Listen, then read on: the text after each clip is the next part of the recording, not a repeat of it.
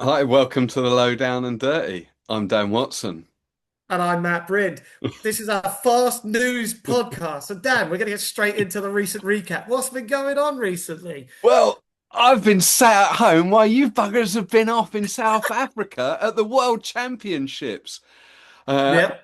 I've obviously been following online a little bit, but in the interest of the news bulletin here, Matt, can you give us a brief rundown?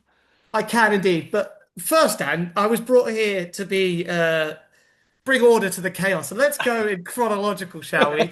First was the Greece weekend, the French demo on the beach. Fantastic venue. James Wankland from the UK flew over for that. And there's a whole pod that you can check out on the Dirt podcast already to see what happened there.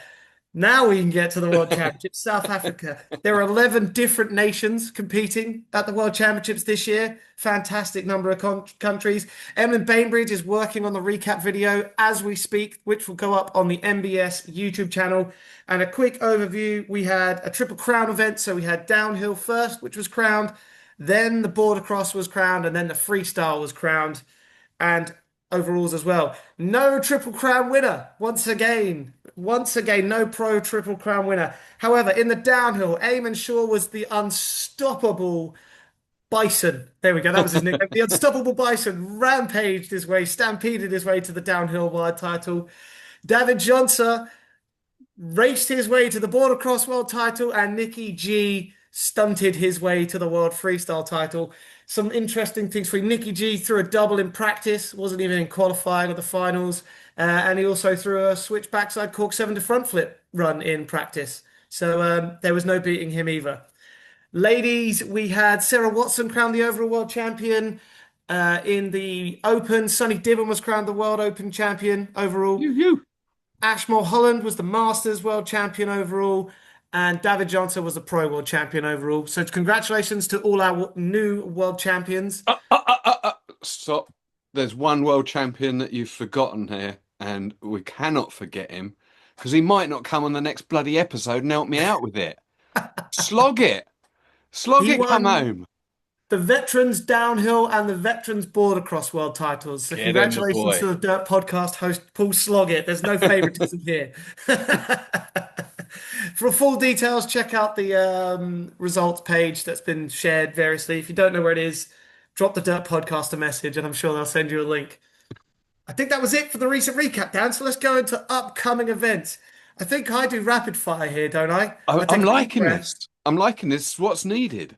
Okay, well, good. A bit of energy, right? And this is supposed to be a 10, 15-minute max pod. Well, news bulletin. Okay. Upcoming events. This weekend, we have the French Championships at HXC in France, looking to be a good one. The weekend after, the 11th to 12th of July, we have the Dirty 30. I'll pause here so we can go to our international correspondent, PT, with the Lowdown and Dirty.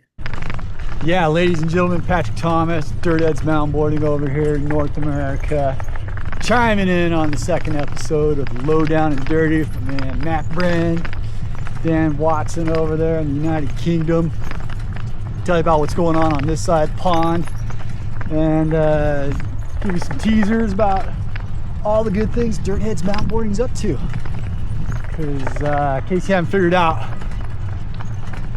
I'm up to something over here. So yeah, so Lowdown and Dirty, let's talk about some of the things going on. You guys just got back from the World Championships in South Africa. Man, what a leg burner that course looked like. That was the longest running time I think I've seen on a course around the planet that I know of, at least. Glad everybody survived. I just spent this morning sending out the prize letters to all the podium positions that Dirtheads was able to support this year. So that's the Pro, the Open, and the Women's Division. First through third place is what we were able to prize out for you guys. We'll drop letters in the email for you. You'll have to get back to me. Let me know what you want. I'll get it squared away for you. Really just honored that Dirtheads Mountainboarding is able to support that. We are also supporting, in the same fashion, the French Mountainboard Championships, the UK Mountainboard Championships, as well as we're producing the Dirty 30 here in the United States of America, Central Pennsylvania. I leave Tuesday to get on the road and go out there and make that happen for you. We are filming. There's going to be a lot of good stuff for the world to see, what you've been missing out on, and plenty of opportunities for you to come out and join us in 2028 and 2030.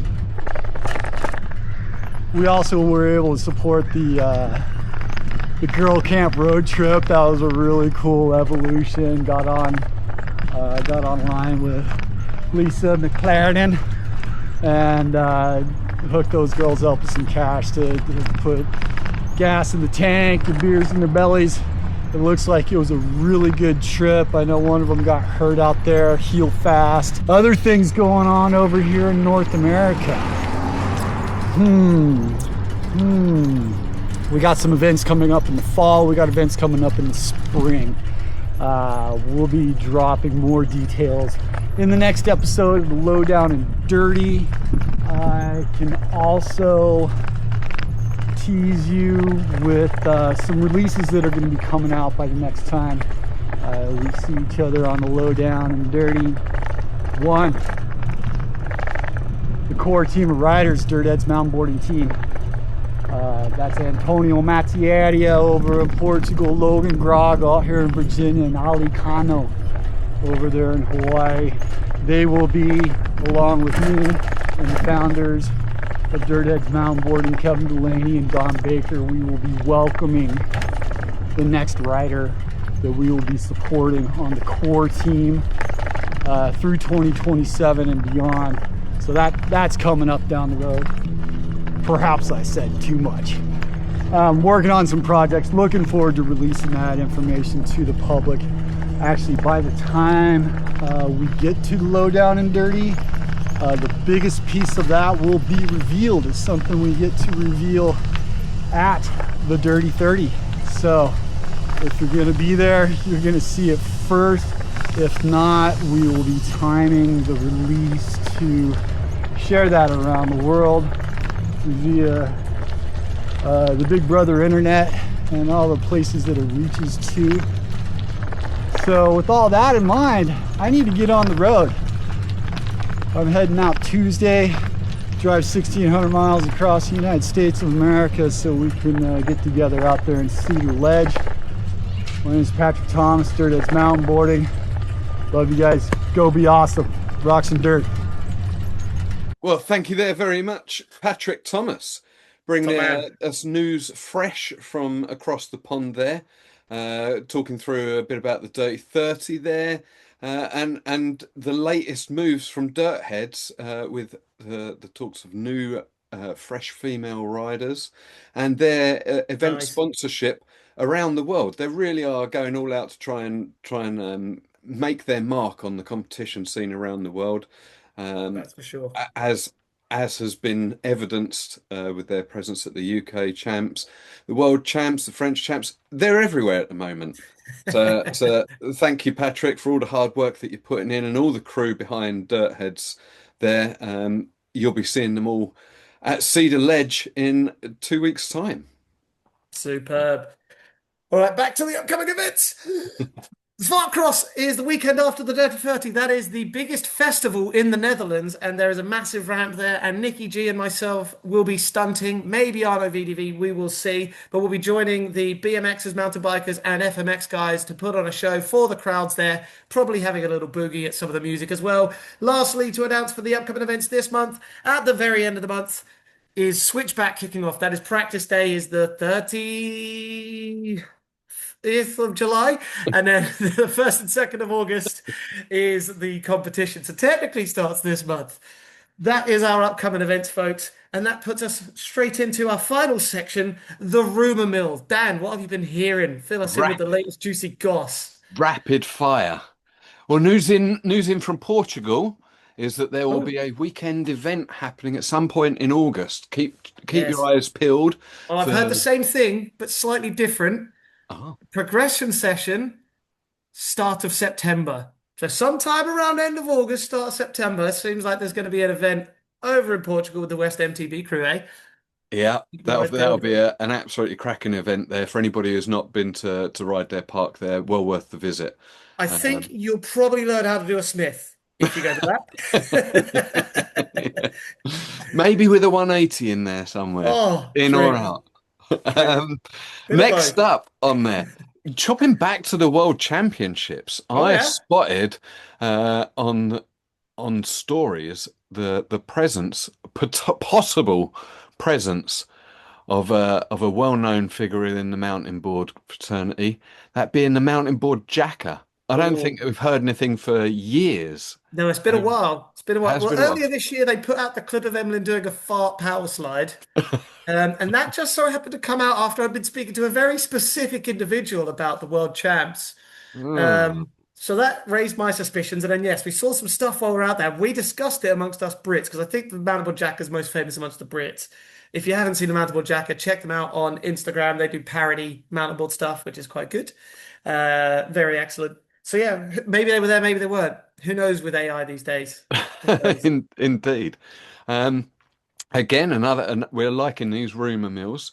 Mm. Having done the pod about the weekend Gliese and its full backing from Keo Mountain Boards there, it does seem that there's some movement in the R&D behind potentially new product from them. Um, so yeah, From who's that, sorry? Keo Mountain Boards. Oh, I Um, started on a Keo. My first board was a Keo RS. It's great to see them alive and kicking. Got to say. not the only person to have No. started out on a Keo. It's great to see another Euro brand there. There is also rumor mills from our other European brand Hero about Oh, developments of new stuff. Again, all of this is hearsay.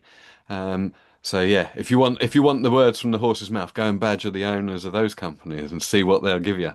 definitely go badger them. But great to see lots of action in the manufacture world, that's for sure. I got some rumors for you, Dan.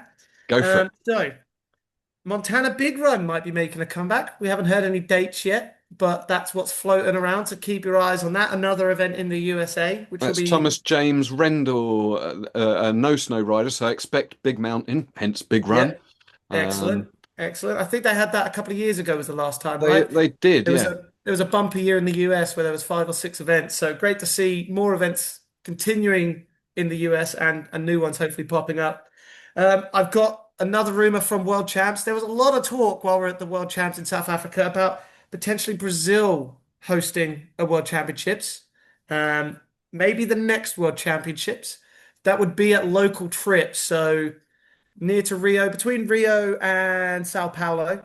So keep your eyes peeled in the next few months for any announcements about that, because that could be a proper destination World If only there Championships if was a it's a news game. bulletin for sort of upcoming events and potential Yeah, rumor mills. strange. Some good people in the know that, might find out these things. But I've got one more rumor for you, Dan, and then I think that's it. Have you got any rumors left?